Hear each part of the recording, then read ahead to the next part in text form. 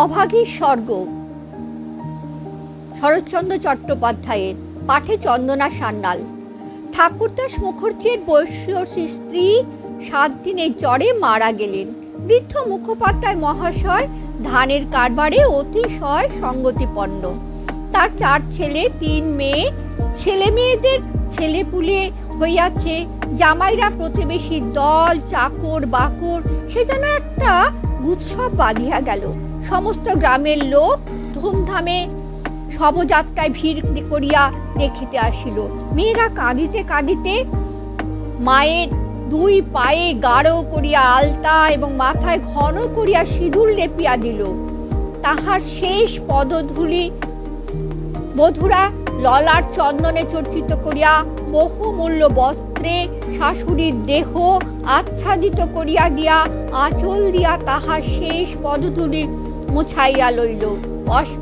পুষ্পে পত্রে গন্ধে মাল্যে কলরবে মনে হইল না এ কোনো শোকের ব্যাপার। এ যেন বড় বাড়ির গৃহিণী 50 বর্ষ পার করে আবার নতুন করিয়া তাহার স্বামী গৃহে যাত্রা করিতেছেন। বৃদ্ধ মুখোপাধ্যায় শান্ত মুখে তাহার চিরদিনের সঙ্গিনীকে শেষ বিদায় দিয়া অলক্ষ্যে 2 ফোঁটা চোখে জল মুছিয়া শোকার্ত কন্যা ও বধূগণকে সান্ত্বনা দিতে লাগিলেন। প্রবল হরিধ্বনিতে প্রভাত আকাশ আলোড়িত করিয়া সমস্ত গ্রাম সঙ্গে সঙ্গে চলিল। আর একটি প্রাণী একটু দূরে থাকিয়া এই দলের সঙ্গী হইল। সে কাঙালির মা। সে তাহার কুটির প্রাঙ্গণের গোটা কয়েক বেগুন তুলিয়া এই পথে হাটে চলিয়াছিল। এই দৃশ্য দেখিয়া আর নড়িতে পারিল না। রহিল তাহার হাটে যাওয়া, রহিল তার আঁচলে বেগুন বাঁধা। সে চোখে জল মুছিতে মুছিতে সকলের পিছনে শ্মশানে আসিয়া উপস্থিত হইল। গ্রামের একান্তে গরুর নদীর তীরে শ্মশান। সেখানে পূর্বাহ্নে কাঠের ভার, চন্দনের টুকরা, ঘৃত, মধু, ধূপ, ধুনা প্রভৃতি উপকরণ সঞ্চিত হইয়াছিল। কাঙালির মা ছোট জাত, দুলের মেয়ে বলিয়া কাছে যাইতে সাহস পাইল না। তফাতে একটা উঁচু ঢিপির মধ্যে দাঁড়াইয়া সমস্ত অন্ত্যেষ্টিক্রিয়া প্রথম হইতে শেষ পর্যন্ত উৎসুক আগ্রহে চোখ মেলিয়া দেখিতে লাগিল। প্রশস্ত ও পর্যাপ্ত চিতার পরে যখন সব স্থাপিত করা হইল, তখন তাহার রাঙা পা দুখানি দেখিয়া তাহা 2 চক্ষু জুড়াইয়া গেল। ইচ্ছা হইল ছুটিয়া গিয়া 1 বিন্দু আলতা মুছাইয়া লইয়া মাথায় দেয়। বহু কণ্ঠের হরিধ্বনির সহিত পুত্রহস্তের মন্ত্রপ্লুত অগ্নি যখন সংযোজিত হইল, তখন তাহার চোখ দিয়া ঝরঝর করিয়া জল পড়িতে লাগিল। মনে মনে বারংবার বলিতে লাগিল, ভাগ্যমান্নী মা, তুমি স্বর্গে যাচ্ছ, আমাকেও আশীর্বাদ করে যাও, আমিও যেন এমনি কাঙালির হাতের আগুনটুকু পাই। ছেলের হাতের আগুন সে তো সোজা কথা নয়। স্বামী, পুত্র, কন্যা, নাতি নাতনি, দাস দাসী, পরিজন সমস্ত সংসার উজ্জ্বল রাখিয়া এই যে স্বর্গারোহণ দেখিয়া তাহার বুক ফুলিয়া ফুলিয়া উঠিতে লাগিল। এই সৌভাগ্যের সে যেন আর ইয়ত্তা করিতে পারিল না। সদ্য প্রজ্বলিত চিতার অজস্র ধোঁয়া নীল রঙের ছায়া ফেলিয়া ঘুরিয়া ঘুরিয়া আকাশে উঠিতেছিল। কাঙালির মা ইহারই মধ্যে ছোট একখানি রথের চেহারা যেন স্পষ্ট দেখিতে পাইল। গায়ে তাহার কত না ছবি আঁকা, চূড়ায় তাহার কত না লতা পাতা জড়ানো। ভিতরে কে যেন বসিয়া আছে, মুখ তাহার চেনা যায় না, কিন্তু সিথায় তাহার সিঁদুরের লেখা, পদতল 2টি আলতায় রাঙানো। ঊর্ধ্ব দৃষ্টি চাহিয়া কাঙালির মায়ের 2 চোখে অশ্রুর ধারা বহিতেছিল। এমন সময়ে একটি বছর 14-15 ছেলে তাহার আঁচলে টান দিয়া কহিল, হেথায় তুই দাঁড়িয়ে আছিস মা, ভাত রাঁধবি নে? মা চমকিয়া ফিরিয়া চাহিয়া কহিল, রাঁধব খন রে।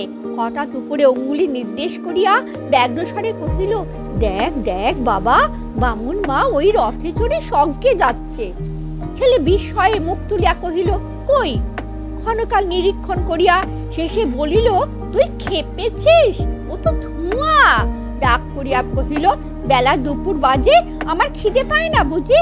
এবং সঙ্গে সঙ্গে মায়ের চোখে জল লক্ষ্য করিয়া বলিল, বামুনদের গিন্নি মরেছে, কেন তুই কেঁদে মরিস মা? কাঙালির মার এতক্ষণে হুঁশ হইল।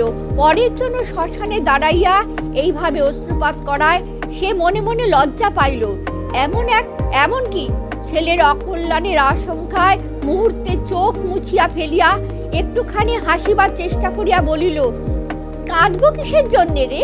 চোখে ধোঁ লেগেছে বই তো নয়। হা, ধোঁ লেগেছে বই তো নয়, তুই কাঁদতেছিলি? মা আর প্রতিবাদ করিল না। ছেলের হাত ধরিয়া ঘাটে নামিয়া নিজেও স্নান করিল, কাঙালিকেও স্নান করাইয়া ঘরে ফিরিল। শ্মশান সৎকারের শেষটুকু দেখা তার আর ভাগ্যে ঘটিল না। সন্তানের নামকরণকালে পিতামাতা মূঢ়তায় বিধাতা পুরুষ অন্তরিক্ষে থাকিয়া অধিকাংশ সময়ে শুধু হাস্য করিয়াই ক্ষান্ত হন না, তীব্র প্রতিবাদ করেন। তাই তাহাদের সমস্ত জীবনটা তাহাদের নিজের নামগুলোকেই যেন আমরণ ভ্যাংচাইয়া চলিতে থাকে। কাঙালির মার জীবনের ইতিহাস কিন্তু ছোট, কিন্তু সেই ছোট্ট কাঙালি জীবনটুকু বিধাতার এই পরিহাসের দায় হইতে অব্যাহতি লাভ করিয়াছিল। তাহাকে জন্ম দিয়া মা মরিয়াছিল, বাপ রাগ করিয়া নাম দিল অভাগী। মা নাই, বাপ নদীতে মাছ ধরিয়া বেড়ায়, তাহার না আছে দিন না আছে রাত, তবু যে কি করিয়া ক্ষুদ্র অভাগী একদিন কাঙালির মা হইতে বাঁচিয়া রহিল, সে এক বিস্ময়ের বস্তু। যাহার সহিত বিবাহ হইল তাহার নাম রসিক বাঘ। বাঘের অন্য বাঘিনী ছিল, ইহাকে লইয়া সে গ্রামান্তরে উঠিয়া গেল। অভাগী তাহার অভাগ্য এবং শিশুপুত্র কাঙালিকে লইয়া গ্রামেই পড়িয়া রহিল।